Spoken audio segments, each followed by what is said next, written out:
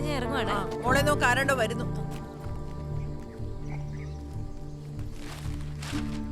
സിതാരയാണോ?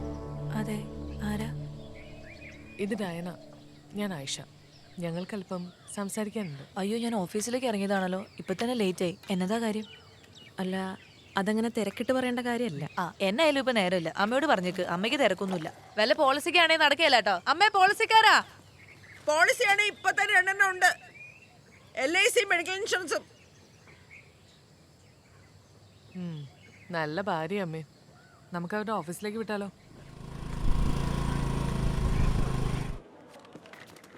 ചേച്ചി, ഒരു ഡൗട്ട്. ഈ ഫയലൊന്ന് നോക്കൂ, അർജന്റാ. എന്നാ അർജന്റ്? സെക്രട്ടറി കണ്ടാലേ ഡിസ്പാച്ച് ചെയ്തുള്ളൂ.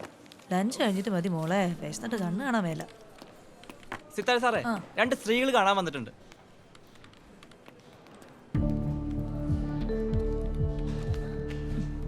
നിങ്ങൾ ഇവിടെയും വന്നോ?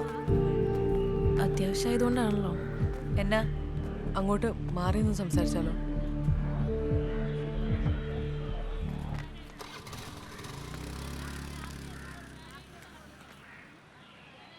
ഈ വിവേകാനന്ദനല്ലേ നിങ്ങളുടെ ഹസ്ബൻഡ്?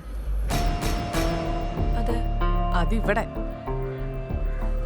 പക്ഷെ കൊച്ചിയിൽ ഇയാള് എൻ്റെ ലൈഫ് പാർട്ട്ണറാണ്.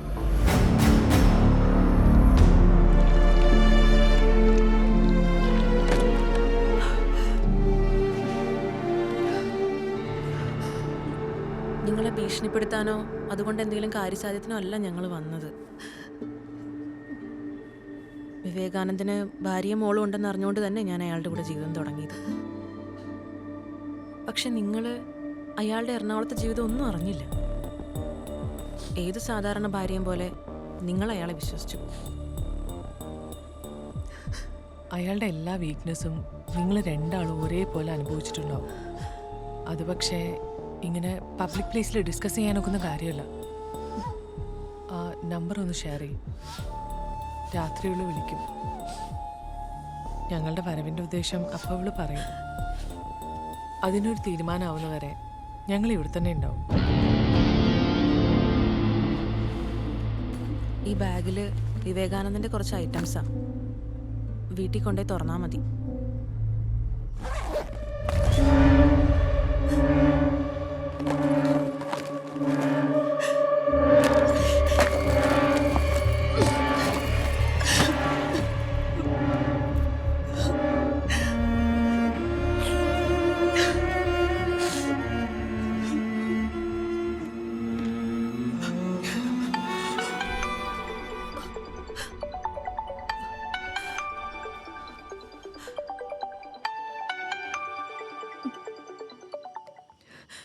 സിതാര, ഡയാനയാണ്.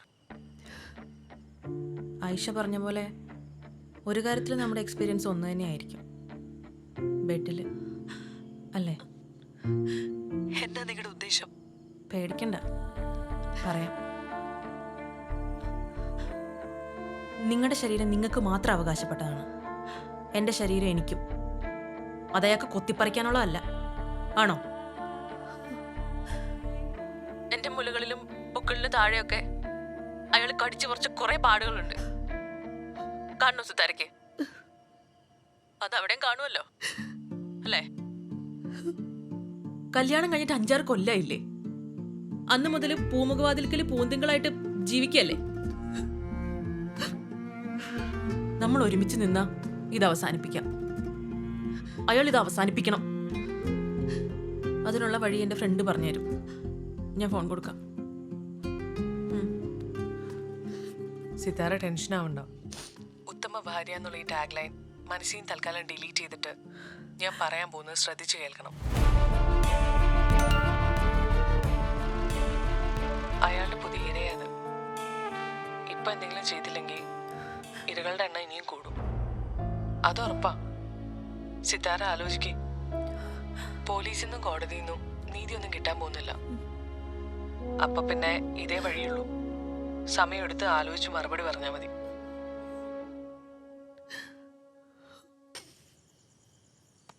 നീ എന്തൊക്കെയാ ആലോചിക്കുന്നത്?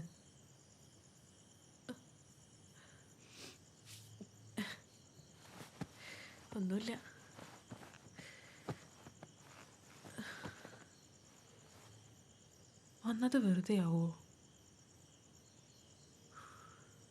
ഈ പ്ലാൻ നടന്നില്ലേ പിന്നെന്നാ? ഞാൻ അയാളെ കൊന്നാലോ? ഏയ് നടക്കും.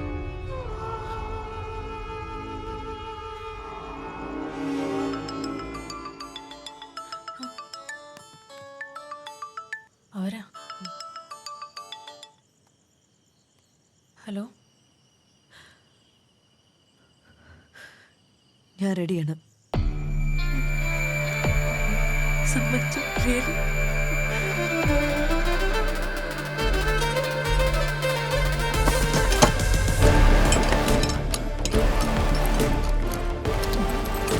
വീടൊക്കെ പൂട്ടി നമ്മൾ എങ്ങോട്ട് സിത്താരി പോകാൻ പോന്നെ? ഇന്നത്തെ ദിവസം അമ്മയും ദേവുട്ടി ഇവിടെ ഉണ്ടാവാൻ പാടില്ല. അവൻ വരികയല്ലേ ഇന്ന്? അതെ, അതുകൊണ്ടാ ഇന്ന് ഞാനും വിവേകേട്ടനും മാത്രം മതി ഇവിടെ. എന്നതാ പ്രശ്നം അത് പറ. പറയേണ്ട സമയമാകുമ്പോ പറയാം. സച്ചിദാനന്ദന്റെ വീട്ടിലേക്കാണ് ഞാൻ വരികയല്ല, അത് ശരിയാകുകയല്ല.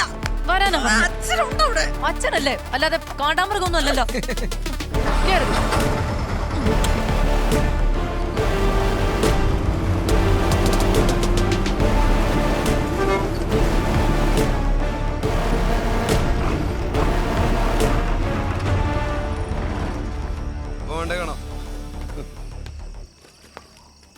ഒത്തിരി നേരമായി നീ വന്നിട്ട്. ആ കുറച്ചു നേരമായി.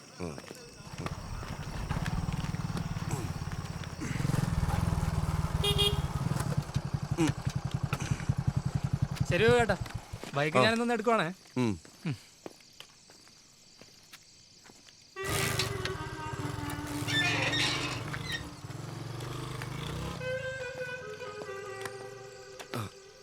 നീ എന്നാ ഇരുട്ടത്തിരിക്കുന്നേ? അമ്മയും കൊച്ചുകൂടെ?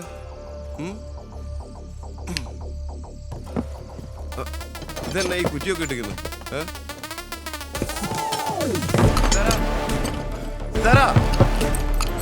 നീ എന്നാ പണിയെ കാണിക്കുന്നത്? നീ എന്നാ തന്നെ വാല് പൂട്ടിയ? തുറക്കാൻ വാതിലോർക്കാൻ.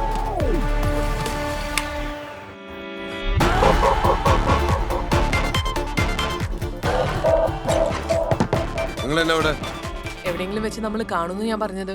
ഇവിടെ വെച്ചാവുന്നു കരുതിയില്ല അല്ലേ വിവേകാനന്ദൻ?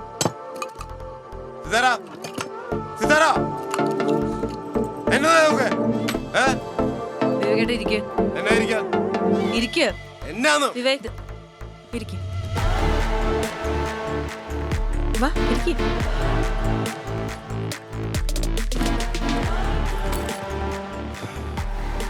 നിങ്ങളെന്നാ എന്നെ വിചാരണ ചെയ്യാൻ പോവാണോ? അങ്ങനെ